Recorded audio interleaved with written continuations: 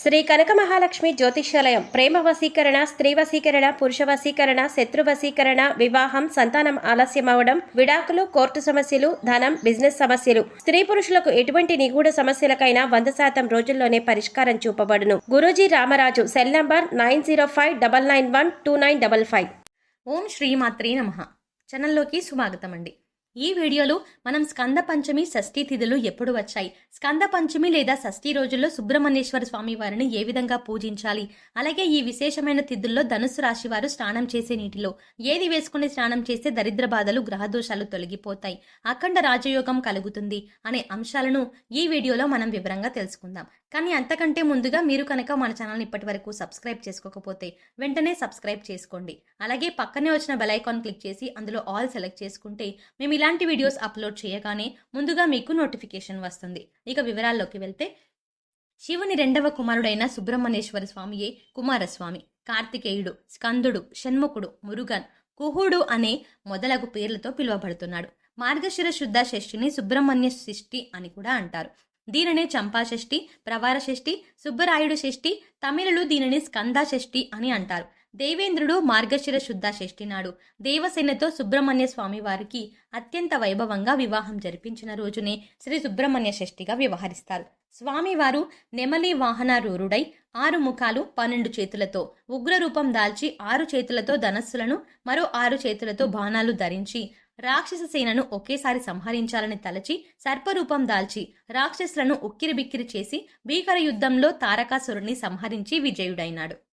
సర్వశక్తి స్వరూపుడైన ఈ స్వామికి వారికి దేవేంద్రుడు దేవసేనతో వివాహం జరిపించిన ఈ రోజును శ్రీ సుబ్రహ్మణ్య షష్ఠిగా పిలుచుకుంటున్నాం. శ్రీవల్లి దేవసేన సమేత శ్రీ సుబ్రహ్మణ్యేశ్వర స్వామి వారికి భక్తులు కళ్యాణోత్సవాలు, సహస్రనామ పూజలు అత్యంత వైభవంగా జరుపుతూ ఉంటారు. ఈ స్వామి ఆరాధన వల్ల నేత్ర రోగాలు, చర్మ వ్యాధులు తగ్గుతాయని, పెళ్లి కాని వారికి వివాహం జరిగి సత్సంతాన సౌభాగ్యం కలిగి ఆయురారోగ్య ఐశ్వర్యములతో వర్ధిల్లుతారని భక్తుల విశ్వాసం. అలా సంతానం కలిగిన వారు శ్రీ స్వామివారి సహస్రనామాలలో ఇష్టమైన పేరును వారి బిడ్డలకు పెట్టుకుంటారు. ఈ పుణ్యదినం నాడు భక్తులు ఉదయాన్నే స్నానం చేసి ఏ ఆహారము తీసుకోకుండా తడి బట్టలతో సుబ్రహ్మణ్య స్వామి ఆలయానికి వెళ్లి పాలు, పండ్లు, పువ్వులు, వెండి పడకలు, వెండి కళ్ళు మొదలైన మొక్కుబడులు సమర్పించుకుంటూ ఉంటారు. జూలై 10 బుధవారం స్కంద పంచమి, అలాగే 11వ తారీఖున సుబ్రహ్మణ్య షష్ఠి. తెలుగునాట సుబ్రహ్మణ్యేశ్వర స్వామి అంటే నమ్మకం ఎక్కువే. పిల్లలు పుట్టకపోయినా జాతకపరంగా ఎలాంటి దోషాలు ఉన్నా కూడా ఆ స్వామిని పూజిస్తే ఫలితం కనిపిస్తుందని నమ్ముతారు. ఇంతకీ ఆ సుబ్రహ్మణ్య స్వామి జన్మించింది ఎప్పుడు అంటే కుమార షష్ఠి రోజే. శివుడు ఓసారి తీవ్రమైన ధ్యానంలో ఉన్నాడు. ఆ సమయంలో మన్మధుడు ఆయన ధ్యానానికి ఆటంకం కలిగించాడట. అంతే, మన్మధుడి మీద శివునికి విపరీతమైన కోపం వచ్చేసింది. వెంటనే తన 3వ కన్ను తెరిచి మన్మధుడిని భస్మం చేసేశాడు. అదే సమయంలో ఆయన నుంచి గొప్ప తేజస్సు కూడా బయటకు వచ్చింది. ఆ తేజస్సుని అగ్నిదేవుడు కూడా భరించలేకపోయాడు. దాంతో ఆయన దాన్ని గంగా నదిలో రెల్లు పొదల మధ్య విడిచిపెట్టాడు. ఆ తేజస్సే కుమారస్వామిగా అవతరించింది. కుమారస్వామి అవతరించింది ఆషాఢ మాసంలోని షష్ఠి తిథినాడే అని కొందరి నమ్మకం. అందుకే ఆ రోజుని కుమార షష్ఠి పేరుతో ఘనంగా నిర్వహిస్తూ ఉంటారు. కుమారస్వామి 6 ముఖాలతో అవతరించాడు కాబట్టి ఆయన్ను షణ్ముఖుడు అని పిలుస్తారు. అందుకే ఆయనకు షష్ఠి తిథి అంటే చాలా ఇష్టం. ఇక ఆషాఢ మాసంలో తన పుట్టినరోజైన కుమార షష్ఠి అంటే మరీ ఇష్టం. కుమార షష్ఠిని 2 రోజుల పాటు ఘనంగా చేసుకుంటారు. ఆ ముందు రోజుని స్కంద పంచమిగా పిలుస్తారు. ఆ పంచమి రోజున ఉపవాసం ఉండి కుమార షష్ఠి రోజున స్వామిని పూజిస్తే మంచి ఫలితం ఉంటుంది. ఈ 2 రోజుల్లో వల్లి దేవసేన సమేతంగా ఉన్న స్వామి ఆలయానికి వెళ్లి దర్శించుకుంటే సంతానం కలిగి తీరుతుంది. ఈ రోజుల్లో స్వామికి అభిషేకం చేయించిన సుబ్రహ్మణ్య అష్టకాన్ని చదువుకున్నా కూడా ఆయన అనుగ్రహం లభిస్తుంది. వీలైతే మనల దగ్గరలో ఉన్న నాగరాలు లేదా పుట్ట దగ్గర చిమ్మిలి ప్రసాదాన్ని ఉంచి పాలు పోసినా మంచిదే.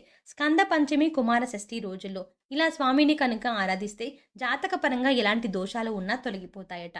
సంతానం కలగాలన్నా, సంపదలు రావాలన్నా ఈ రోజు స్వామివారిని పూజించాలి. కోర్టు లావాదేవీలలో విజయం సాధించాలన్నా, రాబోయే పరీక్షల్లో మంచి మార్కులు రావాలన్నా ఈ స్కంద పంచమి, షష్ఠి తిథుల్లో స్వామిని తలుచుకోవాలి. అలాగే ఇంత విశేషమైన రోజుల్లో అంటే స్కంద పంచమి, కుమార షష్ఠి రోజుల్లో ఈ రాశి వారు స్నానం చేసే నీటిలో ఏది కలుపుకొని స్నానం చేయడం వల్ల విశేషమైన పుణ్య ఫలితాలు కలగడంతో పాటు స్వామివారి అనుగ్రహంతో సిరి సంపదలు కలుగుతాయో ఇప్పుడు తెలుసుకుందాం. ప్రతి ఒక్కరు కూడా ఆ భగవంతుడి ఆశీస్సులు మాపై ఉండాలని, జీవితంలో గొప్పగా ఎదగాలని కోరుకుంటారు. మరి ఆ దిశగా అడుగులు వేసేందుకు తమ వంతుగా ప్రతిరోజు పూజ చేస్తూ ఉంటారు. పూజ చేసినప్పుడు ఫలితాలు వస్తాయా అంటే మనశ్శాంతి మాత్రం ఖచ్చితంగా వస్తుంది. ఫలితం వస్తుందా అంటే మాత్రం అది వారి పూర్వజన్మ కర్మ ఫలితం మీద ఆధారపడి ఉంటుంది. మరి అలాంటి కర్మ ఫలితాన్ని తగ్గించుకోవాలి అంటే ఏం చెయ్యాలి అనే సందేహం మీకు రావచ్చు. మనం ఏదైనా పని చేస్తున్నాము అంటే అది ఎందుకు చేస్తున్నాము అని తెలుసుకొని చేస్తే మాత్రం దానికి ఖచ్చితమైన ఫలితాలు దొరుకుతాయి. ఈ మాట సాక్షాత్తు వేద పండితులు చెప్తున్నారు. ఇంతటి విశేషమైన రోజున ఈ చిన్న పరిహారం చేసినట్లయితే కుమారస్వామి అనుగ్రహంతో దారిద్ర బాధలు తొలగిపోతాయి, సిరి సంపదలు చేకూరుతాయి. చూడ్డానికి ఈ పరిహారాలు తేలిగ్గా అనిపించవచ్చు, కానీ వీటి ఫలితాలు మాత్రం చాలా గొప్పగా ఉంటాయి. ఇందుకోసం మీకు ముఖ్యంగా కావాల్సింది నమ్మకం. అలాగే ఈ పరిహారం మనకి పని చేస్తుంది, కష్టాల నుంచి బయటపడేస్తుంది అనే విశ్వాసం. పరిహారంలో భాగంగా ముందు స్నానం చేసే నీటిలో ఏమేమి కలుపుకుంటే మీకు లక్ష్మీదేవి అనుగ్రహంతో సిరి సంపదలు పొందుతారో చూద్దాం. అంతేకాదు వాటిని ఎందుకు కలుపుకోవాలి అనే విషయాన్ని కూడా తెలుసుకుందాం. ఈ సృష్టిలో ప్రతి ఒక్క పదార్థానికి కూడా ఒక ప్రత్యేకత ఉంటుంది. అంతేకాదు మనం కనుక మనసులో బలంగా సంకల్పించుకుంటే ఆ పదార్థంలో ఉన్న గుణం ప్రత్యేకమైన పదార్థాలతో చేర్చి ఉపయోగించడం వల్ల మన సంకల్పాన్ని భగవంతునికి చేరవేస్తుంది. కానీ ఈ పరిహారాలు తేలిగ్గా ఉన్నాయి కదా చేసేద్దాం అని చేసేయడం కాదు, మనస్ఫూర్తిగా నమ్మి చెయ్యాలి. అప్పుడే మీకు సత్ఫలితాలు వస్తాయి. ఇక ఇంతటి విశిష్టమైన రోజున ఈ రాశి వారు ఉదయాన్నే నిద్రలేచి చక్కగా స్నానం చెయ్యండి. అలాగే స్నానం చేసే నీటిలో ఒక తమలపాకు, కొద్దిగా రాళ్ళ ఉప్పు, అలాగే 2 హారతి కర్పూరం బిళ్ళలను పొడి చేసి వేసుకుని ఇవన్నీ నీళ్ళలో కలుపుకొని స్నానం చేయాలి. ఈ నీళ్లతో పిల్లలు ఇంకా పెద్దవాళ్ళు కూడా స్నానం చేయవచ్చు. తమలపాకులు అంటే శుభ సూచకం, అలాగే భగవంతుడికి ఎంతో ఇష్టం. అంతేకాకుండా ఈ పదార్థాలు అన్నీ కూడా మీలో పాజిటివ్ ఎనర్జీని పెంచుతాయి, మీ చుట్టూ ఉన్న నెగిటివ్ ఎనర్జీని తీసేస్తాయి. ఈ పదార్థాలను నీళ్ళలో కలిపి స్నానం చేయడం వల్ల భగవంతుని అనుగ్రహాన్ని పొందుతారు. బకెట్ నీళ్ళలో ఒక తమలపాకును వేసి అరగంట తర్వాత స్నానం చేస్తే శరీరానికి మరింత స్వచ్ఛత లభిస్తుంది, ఒంట్లో ఉండే నెగిటివ్ ఎనర్జీ అంతా తొలగిపోతుంది. ఇక రెండో పదార్థం మనం నీళ్ళలో కలిపింది రాళ్ల ఉప్పు. ఈ రాళ్ల ఉప్పు నీళ్ళలో కలపడం వల్ల మనలో ఉన్నటువంటి నకారాత్మక శక్తి అనేది తొలగిపోతుంది, అంటే నెగిటివ్ ఎనర్జీ. వాస్తవానికి చెప్పాలంటే మనకు తెలియకుండానే మన మీద ఒక రకమైనటువంటి నకారాత్మక శక్తి పనిచేస్తూ ఉంటుంది. ఇక ఇలాంటి నకారాత్మక శక్తి ఉన్నప్పుడు మనం చేసే పనుల్లో ఆటంకాలు రావడం, అలాగే ఆర్థికంగా కుంగిపోవడం, ఇలాంటివన్నీ చూస్తూ ఉంటాం. ఇక ఈ నకారాత్మక శక్తి నుంచి బయటపడడానికి చిన్న చిన్న పరిహారాలు చేసుకుంటే సరిపోతుంది. దాన్ని తొలగించుకోవడానికి రాళ్ల ఉప్పు మనకు ఎంతగానో సహాయపడుతుంది. ఇక మూడవ పదార్థం మనం నీళ్ళలో కలిపింది కర్పూరం బిళ్ళలు. ఇలా 2 కర్పూరం బిళ్ళలను పొడి చేసి నీళ్ళలో కలపడం వల్ల మనలో దైవభావం పెంపొందుతుంది. దీని నుంచి వచ్చే సువాసన మనలో ఉన్న చెడు ఆలోచనలు తొలగించి ఆధ్యాత్మికం వైపు మనల్ని నడిపిస్తుంది అని చెప్పవచ్చు.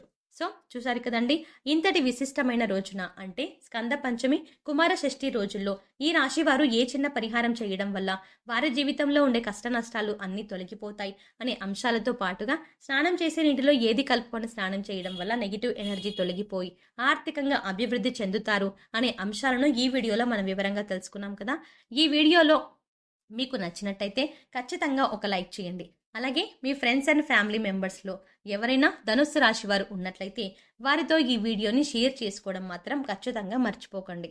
అంతకంటే ముందుగా మీరు ఇప్పటి వరకు మన ఛానల్ని ఇంకా సబ్స్క్రైబ్ చేసుకోకపోతే వెంటనే సబ్స్క్రైబ్ చేసుకోండి. అలాగే పక్కనే వచ్చిన బెల్ ఐకాన్ నొక్కి ఆల్ సెలెక్ట్ చేసుకుంటే మేము ఇలాంటి వీడియోస్ అప్లోడ్ చేయగానే ముందుగా మీకు నోటిఫికేషన్ వస్తుంది.